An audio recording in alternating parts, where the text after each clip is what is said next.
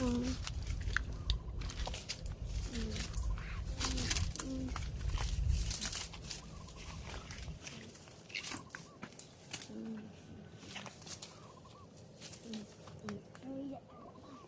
dụ nó đã ăn bra bra xong tới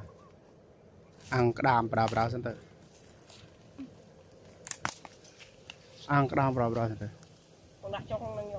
họ tí đã lấy cho ao đã mình bảo miên đi cao